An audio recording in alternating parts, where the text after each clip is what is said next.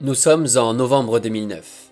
Lors du troisième tour des éliminatoires à la Coupe du Monde 2010 de la zone Afrique, le groupe C voit s'affronter à distance l'Algérie et l'Égypte, qui se battent pour obtenir le 5e billet synonyme de qualification pour le mondial en Afrique du Sud. L'Égypte est clairement la favorite du groupe, 22e au classement FIFA et surtout, vainqueur des deux dernières Coupes d'Afrique des Nations en 2006 et en 2008. Les Algériens, quant à eux, n'ont plus connu le bonheur d'une Coupe du Monde depuis les années 80, et leur double participation au mondial en 82 et en 86, et connaissent une période compliquée depuis déjà quelques années avec plusieurs échecs aux éliminatoires des différentes compétitions. En juin 2009, lors de la première rencontre du groupe, l'Algérie bat l'Égypte 3-1 chez elle, au stade Mustapha Tchaker de Blida, et a désormais son destin entre les mains. À l'issue des 5 matchs de qualification, les Fennecs sont premiers du groupe 3 points devant les Pharaons, alors que l'ultime rencontre voit les Algériens se déplacer en Égypte, au stade international du Caire.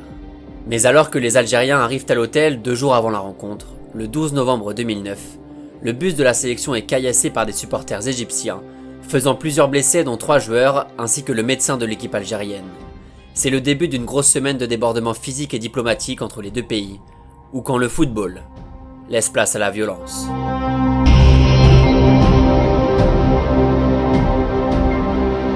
En tout cas, nous, pendant 48 heures en Égypte, on n'a pas eu le sentiment de couvrir un événement de sport, mais plutôt un conflit de guerre, et ça, c'est vraiment triste. Les rencontres entre l'Égypte et l'Algérie ont déjà connu quelques débordements, notamment dans les années 80. En 1984 déjà, lors d'une rencontre au Caire dans le cadre des qualifications pour les JO de Los Angeles, une première bagarre explose après un acte d'anti-jeu d'un joueur algérien quelques minutes plus tôt. Ensuite, en 89, après une possible erreur d'arbitrage profitant aux Pharaons dans l'ultime match des qualifications au Mondial 90 en Italie, les Algériens passablement énervés commencent à s'en prendre à une partie des 120 000 spectateurs présents dans l'enceinte de la capitale égyptienne. De nouveaux incidents lors d'une rencontre qui sera sobrement baptisée le match de la haine. Alors forcément, quand les deux équipes se retrouvent en 2009 pour une rencontre décisive, que l'Égypte doit remporter par au moins 3 buts d'écart pour espérer voir l'Afrique du Sud, la tension est à son paroxysme. Mais alors que tout s'est bien passé lors du match aller, sans perturbation ni débordement lors de la victoire 3-1 des Algériens, grâce aux efforts consentis par le gouvernement d'Abdelaziz Bouteflika pour recevoir les Égyptiens, le retour sera malheureusement un peu plus corsé.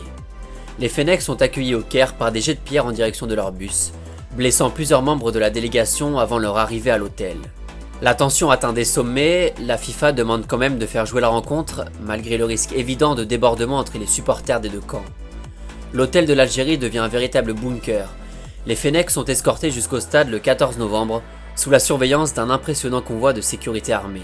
On a vu les efforts qu'ils ont fait pour la sécurité et tout, mais il y avait toujours le choc, il y avait toujours ce qui s'est passé, ce scénario était toujours dans notre tête. Et dans une arène bouillante au Caire, devant 75 000 spectateurs dont seulement 2 000 Algériens, l'Égypte l'emporte évidemment 2-0, après le deuxième but inscrit à la 95e minute du match, dans une ambiance totalement folle et un envahissement de terrain que les forces de police ne peuvent pas contrôler.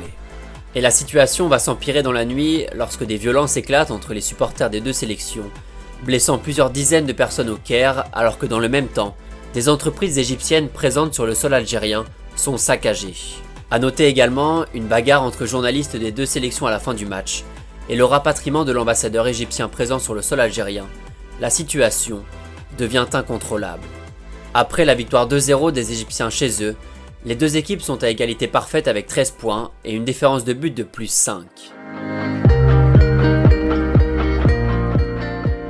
Pour éviter tout débordement et pour équilibrer les débats, la FIFA décide de faire jouer le match au Soudan en terrain neutre, avec pas moins de 15 000 militaires réquisitionnés pour rétablir l'ordre et laisser le sportif enfin prendre le dessus. L'émotion et l'impact du match est tel qu'en Algérie, le gouvernement réquisitionne la flotte du pays et un véritable pont aérien est organisé, avec pas moins de 50 avions réquisitionnés pour transporter les 15 000 supporters des Fennecs jusqu'au Soudan. À Omdurman, ville la plus peuplée du pays et lieu choisi pour organiser la rencontre, le jour J, les écoles sont fermées et les rues sont vidées. Tout laisse penser que les deux camps vont vouloir s'affronter, la prudence est de mise et la sécurité maximale, alors que les fans prennent possession de la ville et commencent à chanter à la gloire de leur sélection. Dans un climat de guerre dû à l'intensité des jours précédents et la présence de l'armée soudanaise, le stade est littéralement coupé en deux avec d'un côté les Algériens et de l'autre, les Égyptiens.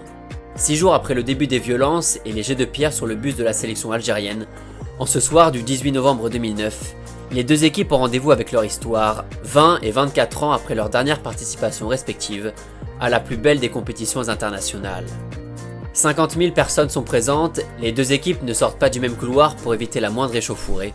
L'Algérie tourne le dos lors de l'hymne égyptien, le match peut enfin commencer. Et alors qu'une première altercation vient animer le début de la rencontre, l'étincelle heureusement ne va pas prendre et le match va se dérouler dans un calme relatif.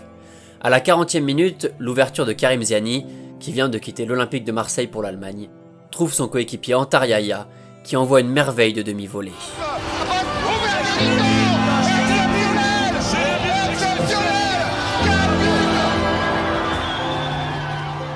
L'Algérie prend les commandes du match grâce à 2 anciens pensionnaires de Ligue 1.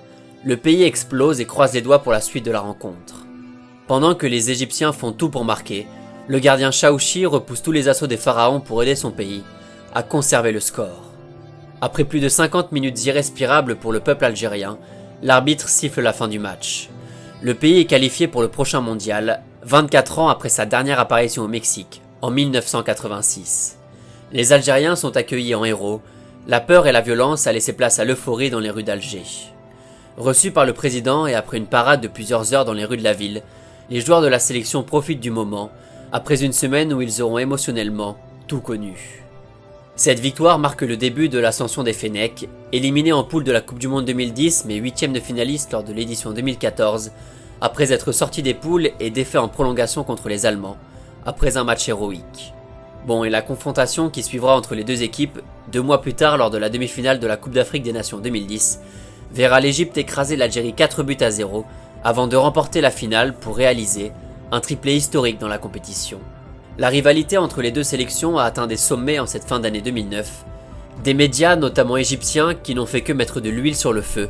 Des joueurs qui attendaient simplement de jouer l'un des matchs les plus importants de leur carrière. Entre tensions diplomatiques et enjeux sportifs, la frontière s'est vite brisée vers un conflit masqué pour montrer les muscles et s'affirmer comme le phare du monde arabe. La violence a malheureusement primé, ou quand le sport est passé au second plan.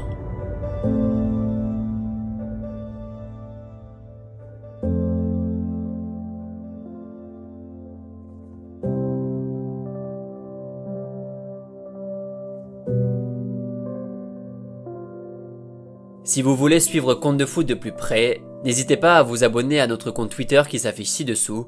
Sur ce, je vous dis à très bientôt pour le prochain épisode.